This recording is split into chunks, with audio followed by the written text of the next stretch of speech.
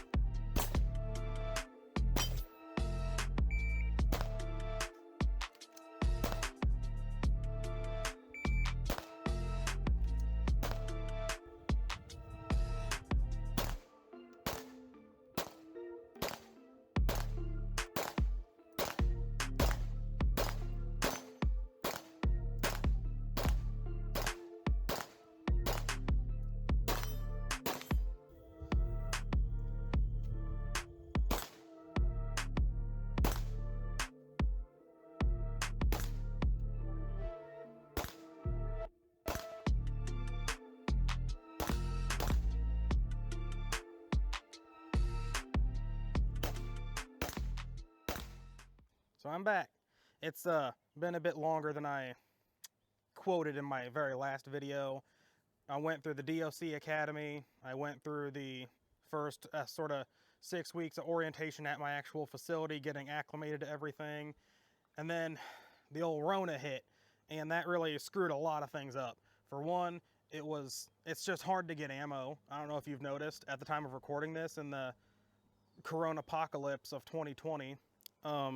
Ammo is hard to find at all, and whenever you do find it, you can pretty much be guaranteed it's overpriced.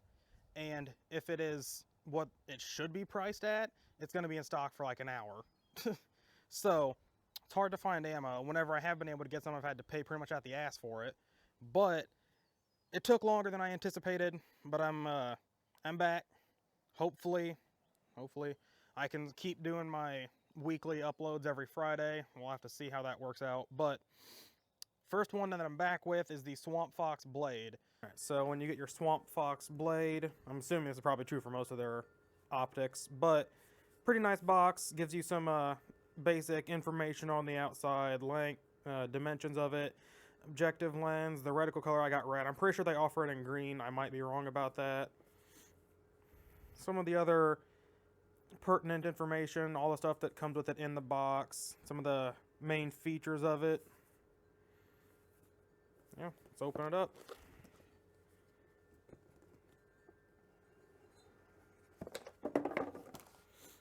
First thing, just a foam cover. You have a manual here. Doesn't look too bad, but who used the manual? Support. Looks like a window sticker would be my guess. Microfiber cloth.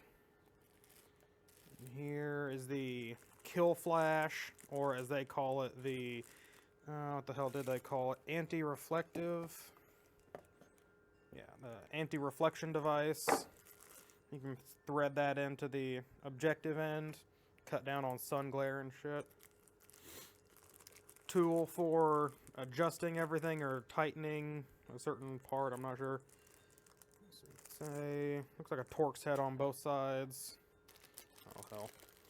We'll just get the big boy out now.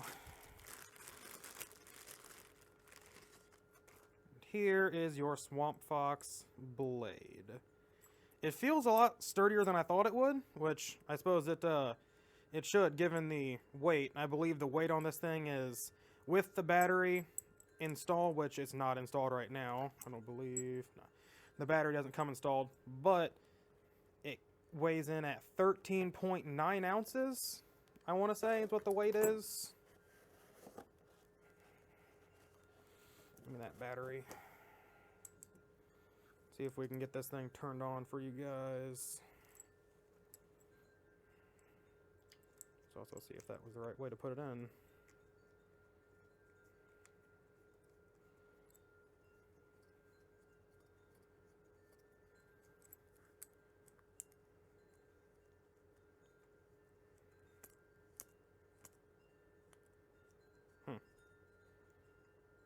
There it goes. Long thread pattern right there. Pop this up. Let's see. Okay, there it is. Pretty nice reticle. Let's see if it goes as bright as it goes. Looks like it's as bright as it goes. Dim it down. You can turn it all the way up, so it's pretty bright. I won't know if it's truly daylight bright till I get it out to the range, probably tomorrow, and start shooting it, but turn it all the way down. Even with it all the way off, though, you still have that black reticle. So worst case scenario, your battery runs out, whatever, you can still just use it like that. But all in all, it looks pretty good. Your elevation and windage caps are held in place with this wire, so you can't lose them whenever you take them off. You can adjust it with the focus. Come on. There we go. The tool to adjust them is built into the cap. All in all, don't look too bad. This is a fairly new offering from the Swampfox company. I had never really heard of them. I had heard another gun YouTuber, The Daily Shooter. He's reviewed like one or two of their optics, but I hadn't really paid much attention to them. I happened to be looking at their website, and I saw this was like upcoming. So I figured, you know, I'll give it a shot. It cost about $289, I think is what I got it from, is what it should have been from their website. But they do have a really nice law enforcement military discount. So if you're a cop or a soldier, you can get a pretty decent chunk of change off any of your Swampfox optics. Just a heads up. But so far, it's been great. It's taken some getting used to a little bit. I bought it originally hoping that it would be more like a red dot. And what I mean by that is, a issue that afflicts me is I am cross-eye dominant. I do everything right-handed. My left eye is the dominant one. That I mainly attribute to that for why a low-power variable optic, the one that I had, the primary arms 1-6, I could never really shoot it with both eyes open. Every time I would try, my left eye would take over more, I guess is how I should say it, and I would end up seeing more of the side of the optic and not so much the reticle. So I bought this hoping that it would be more like a red dot. The only red dot that I actually have experience with is the Vortex Strikefire 2, and that one I can shoot perfectly fine, both eyes open. I have no issues at all. But I hoped this would be the sort of the same scenario, and kind of is, kind of isn't. I first got it. It took a little while to get used to it, but in the end, I was still able to get pretty decent with shooting with both eyes open with this. It just took a bit of practice. I think it's better for cross-eye dominance than the primary arms 1-6 that I had. It's still definitely not as good as a red dot, but it's not bad. This thing is pretty damn durable. All right, got the Swampfox Blade tied up here to the Traxxas Stampede. Run over some gravel, see how it stands up. Low-key nervous about this, because if I crack this glass, I literally just, you know, blew 200 bucks. But, you know, the things I do for you. And I have it turned on. I'm not sure if you can tell, hopefully, that it is, the illumination is on. There's not a whole lot of illumination, but you should be able to tell right there. Try and get this camera to focus. So I do have the illumination turned on. That's as bright as it gets. It's not very bright, but the illumination's turned on, and we'll see if it's still on and functioning after I run it over this gravel for a bit.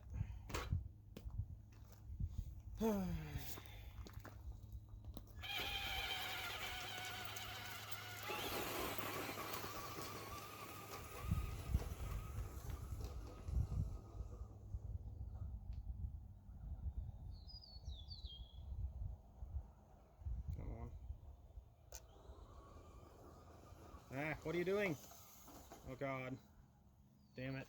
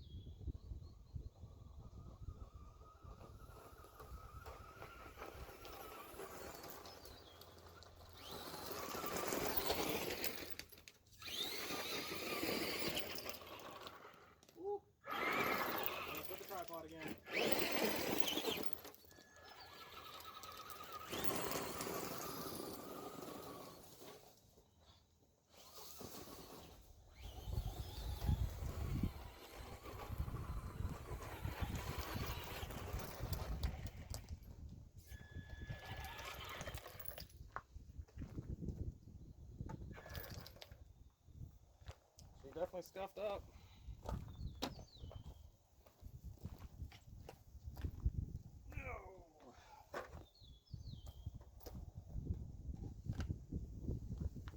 Alrighty, let's see. First off, illumination is still on. Glass looks totally uncracked. If you can see that.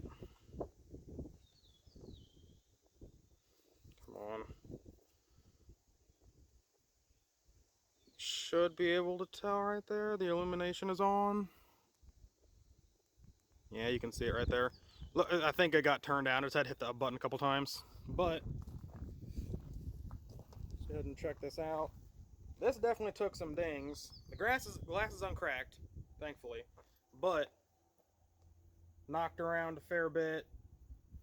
Whole lot of scuffing on it. You can definitely tell it's scuffed up, knocked up, but hopefully I can let you see that. The illumination still works and the glass isn't cracked at all. So it survived honestly better than I thought it would. I was worried that the glass was just gonna crack and fall out, and then, well, that's $200 that I'm out. But it didn't. It's still working fine. I haven't tested zero on it because I don't have the ammo that I actually zeroed it with. But so far, so good. Now, one of the most interesting features on this that Swampfox lists a lot and kind of hypes up is their reticle. Their reticle is, you might have heard of bullet drop compensating reticles. A lot of low power variable optics and just scopes in general, high power optics, a lot of them have a bullet drop compensating reticle with subtensions going down for like your average 223, 556 loads. So it's pretty damn close with pretty much any 223 loading out to 600, some 800 yards. But this one is a bit different. This one, it's only 1x, so they didn't bother putting in a whole lot of bullet drop compensating for farther distances. They put in a bullet rise compensating reticle.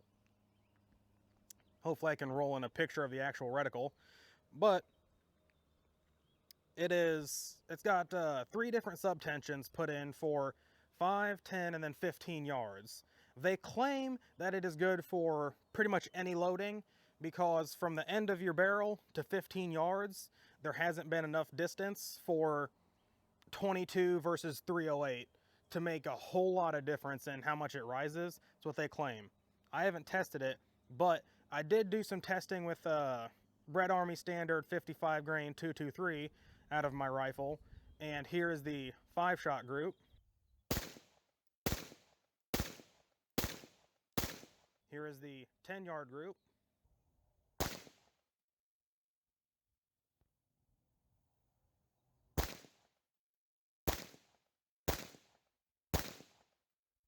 And here is the 15-yard group.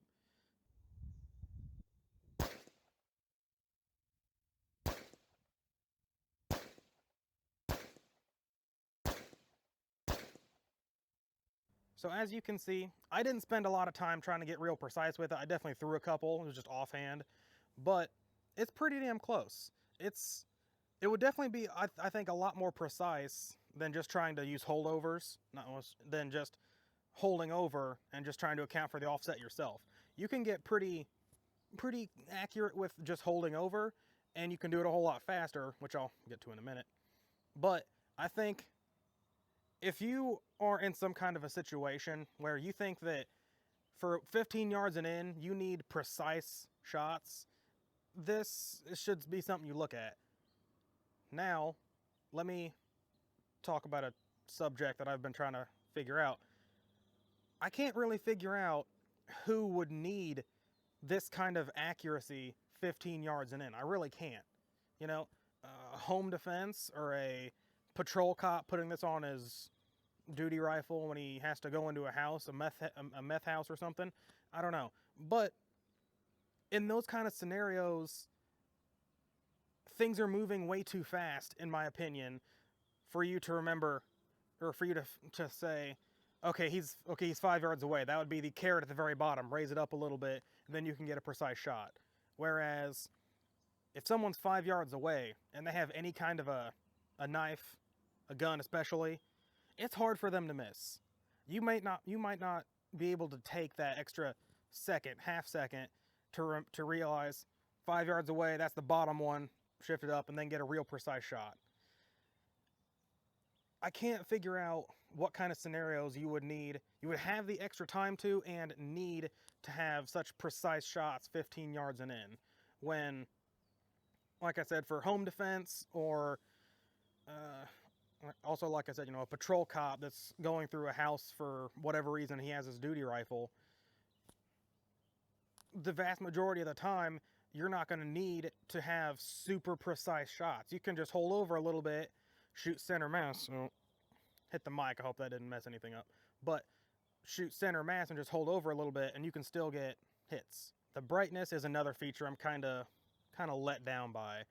It quotes it as daylight bright, and depending on where you are and what kind of daylight, sure, it might be. I mean, I think I've shown you a couple times just in this one range trip that it's overcast. You might be able to tell it's kind of misting right now. It's not very bright. The sun isn't shining all that well, and it's still not really bright. You can tell it's on, and maybe in this kind of lighting it would help a little bit, but the other range trips I've taken it out on where it's actually sunny and bright, you can barely tell that it's on.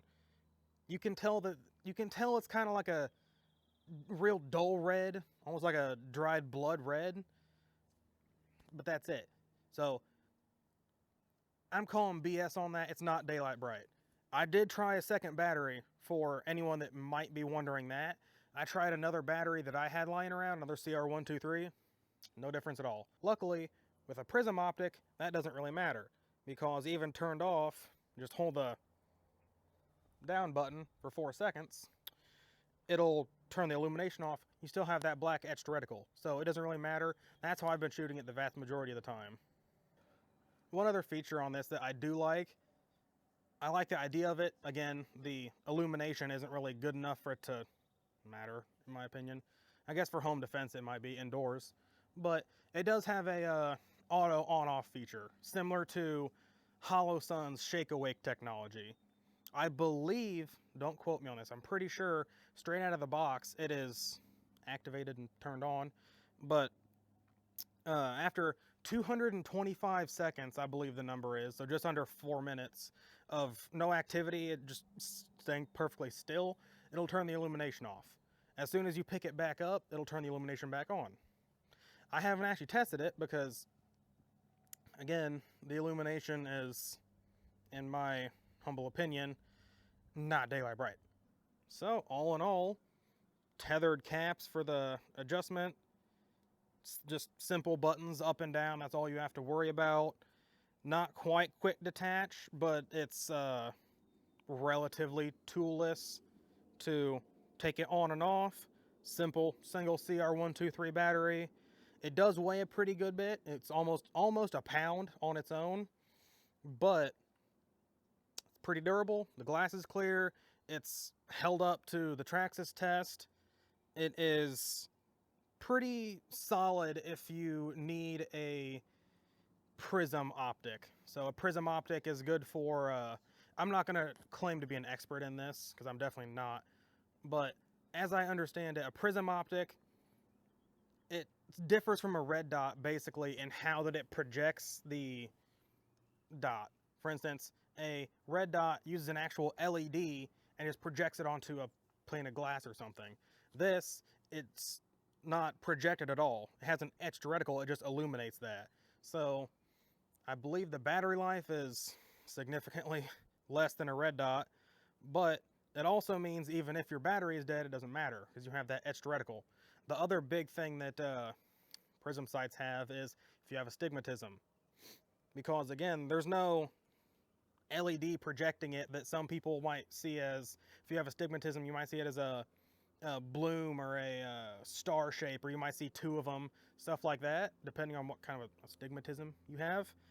This is, it's just a etched reticle, so everyone's going to see it exactly the same way, just as clearly. It does have a adjustment back here so you can focus it to your eye. I don't know if I mentioned that, but all in all, for what most people are going to probably pay for this, just under 300 bucks. And that's on their website. I'm not sure if they sell it through other places. You might be able to get it cheaper there. But it's pretty reliable. I'm definitely going to be keeping it.